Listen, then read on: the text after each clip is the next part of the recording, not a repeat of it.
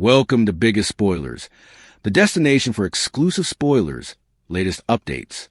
The bold and the beautiful spoilers for Thursday, November 6th, reveal that Steffi Forrester Finnegan will get Sheila Sharp's portentous pledge while Deacon Sharp flusters Taylor Hayes in her office. First, on Thursday's B&B occasion, Cleric will pay Taylor another visit. Taylor may contend she's busy and try to keep some walls up with Cleric, but he'll manage to tear some of them down with a concession. Despite Cleric and Sheila's reunion, he may admit that he can't stop allowing about Taylor and the moments they participated. Cleric might confess that he's having a hard time staying down from Taylor and wonder if she feels the same way. Taylor has indeed been allowing about Deacon too, but she may remind him that they need to maintain a proper croaker case relationship. Either, Cleric just got back together with Sheila, so Taylor may push him to concentrate on repairing the damage in his marriage. Nonetheless, Deacon will stir up some violent feelings for Taylor and leave her unfit to put this spark out of her mind. Deacon's rearmost visit is only going to make Taylor feel indeed further of a pull in his direction, but she'll try to repel him for as long as she can. At Forrester Creations, it looks like Ridge Forrester and Brooke Logan Forrester will have another discussion about Deacon's Sheila decision. The fact that Taylor putatively supported Deacon forgiving Sheila will continue to leave Brooke and Ridge perplexed. As for Sheila, she'll hail Steffi at Il Giardino and drink her back to city. There'll be a lot to talk about now that all the Luna Nozawa chaos has erupted, but Sheila will apologize for keeping secrets and assure Steffi that she's done with all that. Sheila will just want to concentrate on making the utmost of the alternate chance that Deacon is giving her. Since Luna is in captivity where she belongs, Sheila will promise Steffi that her granddaughter is locked up for good and won't be a problem presently. Of course, that pledge could be a rather portentous one considering how effects work on detergents. The further Sheila insists Luna is no longer a trouble, the more likely it becomes that Luna will find some path to freedom and beget trouble again. The bold and the beautiful spoilers say some bad Luna news could be brewing, so stick with us for updates on any mayhem that's still in store. The bold and the beautiful spoilers are in for Thursday, November 6, 2025. In the coming occasion, suckers can anticipate Sheila Carter Sharp and Steffi Forrester Finnegan to interact. Meanwhile, Taylor Hayes is deeply affected by Deacon Sharp's words. Keep reading, and let's talk about what's coming up in the CBS cleaner pieces. Steffi Forrester Finnegan's retired concern lets launch with Steffi, who brazened Luna Nozawa in captivity after learning the villain was still alive. FECO CEO was deeply disturbed by Luna's words about Bill Spencer and her baby. Indeed, though Steffi returned home and said she got Luna out of her system, she's still dealing with it internally. Steffi must be concerned that Luna will use the baby to get out of captivity. The woman brings it up with the villain's grandmother, Sheila Carter Sharp's assurance. It stated that in hereafter's occasion, Sheila will make a pledge to Steffi. When the brunette harangues about Luna, Sheila will assure her that she's no way getting out of prison. While FECO CEO would love to believe that, she'll always wonder if Luna could use the baby to get out of captivity. Steffi might also be concerned that Luna could manage another escape. Indeed, though Sheila will try to assure Steffi, I'm not sure if her pledges will mean important. Sheila has changed, but she also didn't advise anyone that Luna was alive. Not indeed after she set up out about Luna's attack on Will Spencer. It's accessible why Sheila tried to cover Luna, but Steffi doesn't exactly trust the waitress either. Deacon Sharp's emotional words. The bold and the beautiful spoilers for Thursday, November 6th, reveal that Deacon and Taylor will have another meeting. Indeed, though Deacon made a move on Taylor, the psychologist claimed it was unhappy. Also, Deacon reunited with Sheila, who's just gushing over Taylor's remedy chops. Next, Deacon will make an emotional speech to Taylor. The psychologist seems to have passions for Cleric. When he called her to meet right down after the kiss, Taylor smiled and rushed right over. So, while part of Taylor knows this is wrong and Sheila could find out, she might not be suitable to repel. Will Deacon and Taylor see each other intimately?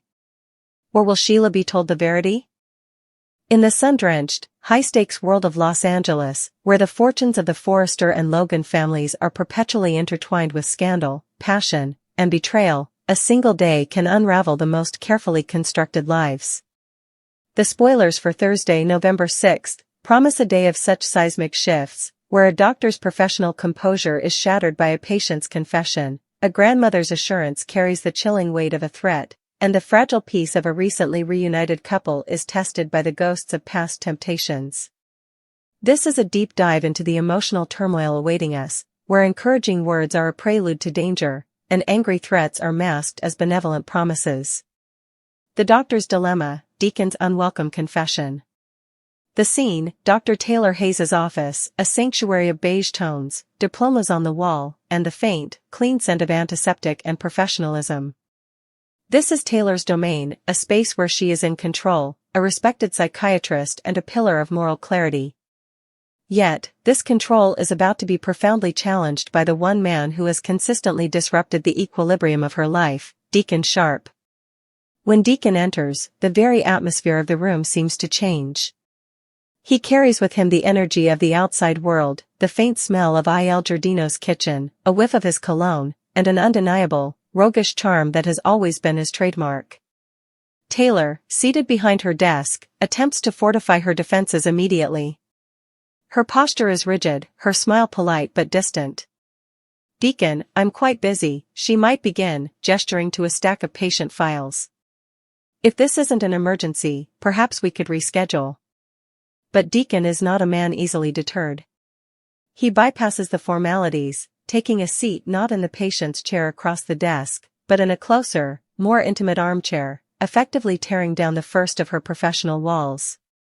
He looks at her, his gaze intense and unflinching. "Taylor, I know I shouldn't be here," he confesses, his voice a low, earnest rumble. "I know I'm with Sheila. I know this is inappropriate. But I can't stop thinking about you. About us."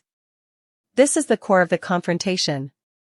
Despite his very public and tumultuous reunion with Sheila Carter, a relationship built on a foundation of shared, dark history and a desperate grasp at redemption, Deacon's mind is consumed not by his wife, but by his wife's therapist. He admits to being haunted by the moments they've shared, the intense therapy sessions that blurred into genuine connection, the electric charge of their unexpected kiss, the feeling of being truly seen by someone of her caliber and grace. He wonders aloud, his words a dangerous temptation, if she feels the same undeniable pull. Taylor is flustered. Her carefully maintained composure cracks. She looks away, her fingers nervously straightening a pen on her desk. She has been thinking about him. The memory of their kiss is not a professional transgression she has neatly filed away. It is a living, breathing thing that quickens her pulse. When he called her after that kiss, demanding to meet, she didn't hesitate, she smiled and rushed to him, a telling action that betrayed her own heart. Yet, Taylor is a woman of principle. She grasps for the rulebook, for the ethical boundaries that have always guided her. "Deacon, what you're describing, we have a doctor-patient relationship. We must maintain that boundary," she insists, her voice lacking its usual conviction. She then pivots to the most logical, and safest, argument, his marriage. "You and Sheila just found your way back to each other. You should be focusing on her, on repairing the damage. Not here, with me, having this conversation." But Deacon's emotional confession is a stone thrown into the still pond of Taylor's life. The ripples are immediate and intense. He doesn't just leave her office, he leaves a part of himself there, a ghost of what if that will linger long after the door closes. Taylor is left alone in the sudden quiet, the echo of his words, "I can't stop thinking about you," playing on a loop in her mind. She tries to rationalize, to resist, to lock away these feelings as she has done so many times before with Ridge. But this is different. Deacon represents a path less traveled, a raw, unvarnished passion that stands in stark contrast to the epic, often painful, saga of her life with Ridge Forrester. The spark he ignited has not been extinguished, he has just poured gasoline on it, and she is left to watch it burn, terrified and mesmerized in equal measure. A united front of bewilderment, Ridge and Brooke's puzzlement. Meanwhile, in the rarefied air of Forrester Creations' executive suite, another conversation is unfolding, one centered on the same tangled web of relationships. Ridge Forrester and Brooke Logan, having found their way back to each other once again, are attempting to navigate the latest storm of insanity that seems to perpetually surround their family. The topic of discussion, Deacon's unfathomable decision to take Sheila back. For Ridge and Brooke, this is more than a bizarre romantic choice, it is a fundamental breakdown of logic and safety. Sheila Carter is not just a troublesome ex, she is a predator, a woman who has shot both of them, who has terrorized their children, and whose very name is synonymous with danger. Brooke, leaning against Ridge's desk, her expression one of profound confusion, gives voice to their shared disbelief. I just don't understand it, Ridge. After everything she's done, how can he just welcome her back into his life? Into his home? Ridge, pacing with his signature intensity, shakes his head. The man's lost his mind. It's the only explanation. But the most perplexing piece of this puzzle, the detail that truly stymies them, is Taylor's role in it all. The news that Taylor, as Deacon's therapist, seemingly supported his path to forgiving Sheila is a concept they cannot compute. And Taylor, Brooke continues, her voice laced with disbelief. For her to encourage this? To tell Deacon that forgiveness was the right path? It doesn't make any sense. She of all people knows what Sheila is capable of. This is the heart of their confusion. Taylor Hayes, the woman Ridge has loved for decades, the mother of his children, a brilliant psychiatrist, is apparently the architect of this disastrous reconciliation. It feels like a betrayal of their shared history, a violation of the unspoken pact they all have to protect their family from Sheila. Ridge's brow furrows in a mix of anger and concern. Is Taylor so blinded by her professional duty, or perhaps by her personal feelings for Deacon, that she has lost sight of the monstrous reality that is Sheila Carter? This shared bewilderment solidifies their alliance, pushing them closer together as the only two sane people in a situation that seems to be spiraling into madness. The ominous welcome, Sheila's promise to Steffi. The tension shifts from the offices of professionals to the public, yet intimately charged, space of Il Giardino. Here, the air is thick with the aroma of garlic and simmering sauces, a stark contrast to the emotional frost about to descend. Steffi Forrester Finnegan, the co-CEO of Forrester Creations and Sheila's most formidable and vocal opponent, has returned to town.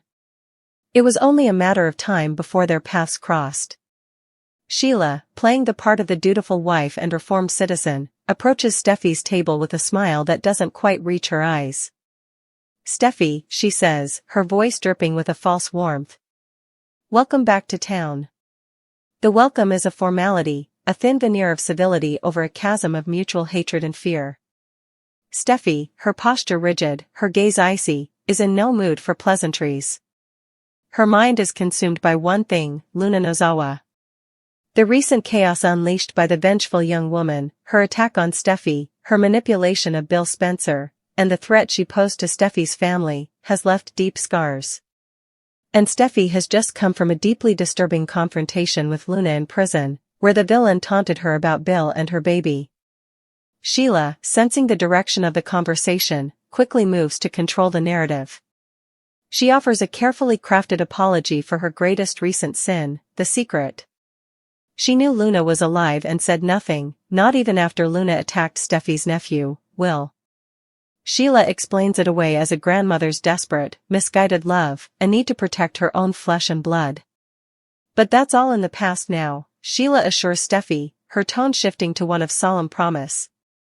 I'm done with secrets. I just want to focus on my second chance with Deacon. Then, she delivers the line that is meant to be comforting but lands with the chilling finality of a tombstone sealing shut. Luna is in prison where she belongs. I can promise you, Steffi, she is locked up for good.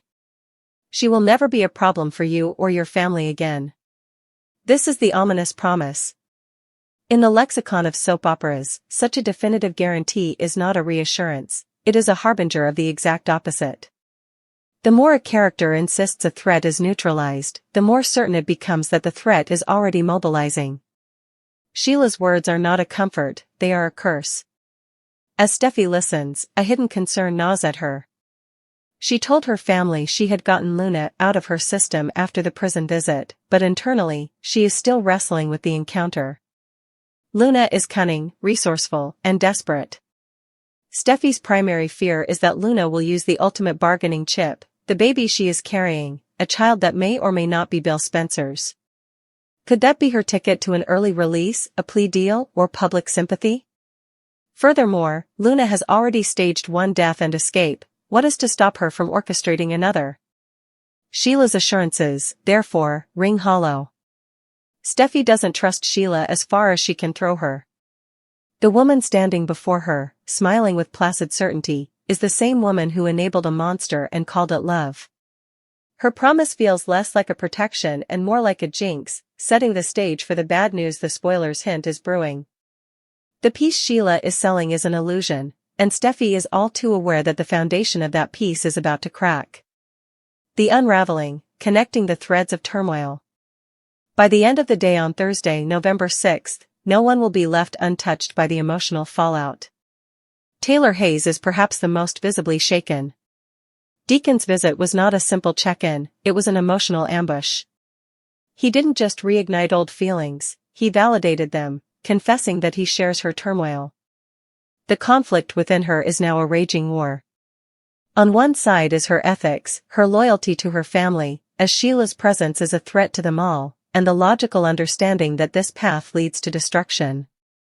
On the other side is a raw, compelling passion she hasn't felt in years, a chance to be wanted, seen, and desired for who she is, not as part of a Ridge and Taylor epic, but as Taylor, the woman.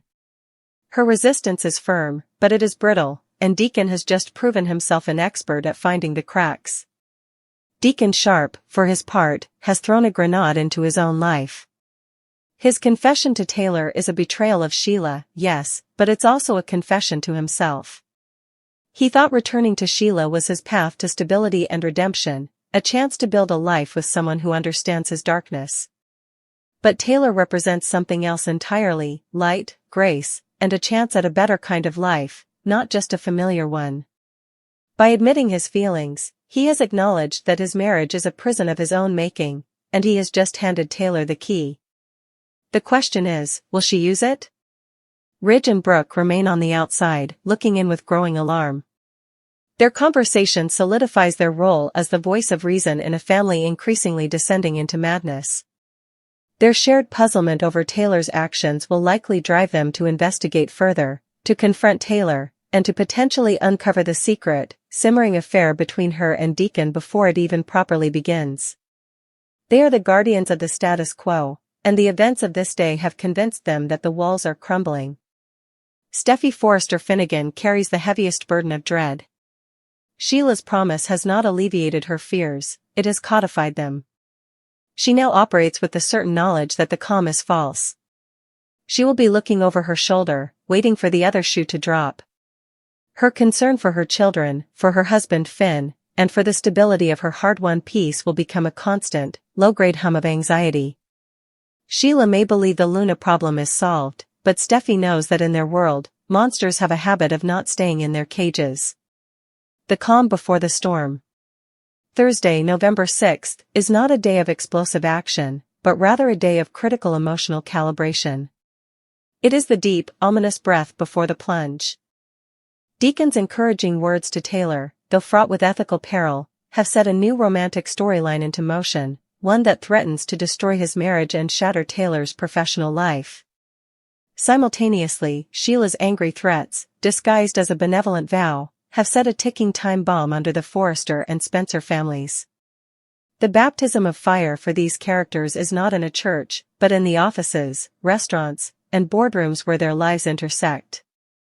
The promises made this day are built on lies and self-deception, and the passions confessed are a prelude to certain heartbreak. As the sun sets on Los Angeles, the stage is perfectly set for the next great drama, Luna's inevitable return, the explosive reveal of Deacon and Taylor's affair, and the shattering of the fragile peace that Sheila so confidently, and so foolishly, claimed to have secured. The beautiful are about to walk boldly into a world of beautiful trouble.